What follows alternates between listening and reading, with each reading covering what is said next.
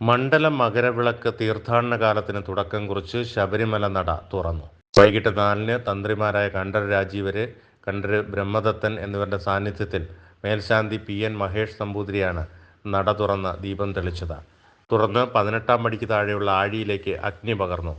തുടർന്ന് നിയുക്ത ശബരിമല മേൽശാന്തിയായ അരുൺകുമാർ നമ്പൂതിരി, മാളികപ്പുറം മേൽശാന്തി വാസുദേവൻ നമ്പൂതിരി എന്നിവർ 18-ാം പടി ചവിട്ടി. പിന്നാലെ ഭക്തരുടെ പടികയറ്റം ആരംഭിച്ചു. ശ്രീകോവിലിനുള്ളിൽ പ്രവേശിക്കുന്ന നിയുക്ത മേൽശാന്തിമാർക്ക് തന്ത്രി മൂലമന്ത്രം പകർന്നു നൽകും. രാത്രി തിരുനട അടച്ച ശേഷം മേൽശാന്തി പി.എൻ. മഹേഷ് നമ്പൂതിരി ശ്രീകോവിലിന്റെ താക്കോൽ നിയുക്ത മേൽശാന്തിയായ അരുൺകുമാർ നമ്പൂതിരിക്ക് കൈമാറും.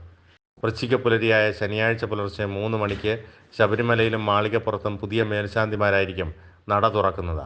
7 മുതൽ നെയ്യഭിഷേകം ആരംഭിക്കും. ഉച്ചയ്ക്ക് 1 മണിക്ക് അടയ്ക്കുന്ന നട വൈകിട്ട് 3 മണിക്ക് വീണ്ടും തുറക്കും. ദീപാരാധനയ്ക്കും പതിവ് പൂജകൾക്കും ശേഷം രാത്രി 11-ന് നട അടയ്ക്കും.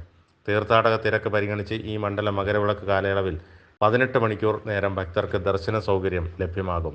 മണ്ഡല മകരവിളക്ക് ഉത്സവത്തോടനുബന്ധിച്ച് ഭക്തജനലക്ഷങ്ങളെ വരവേൽക്കാൻ ശബരീശ സന്നിധാനം ഒരുങ്ങിക്കഴിഞ്ഞു.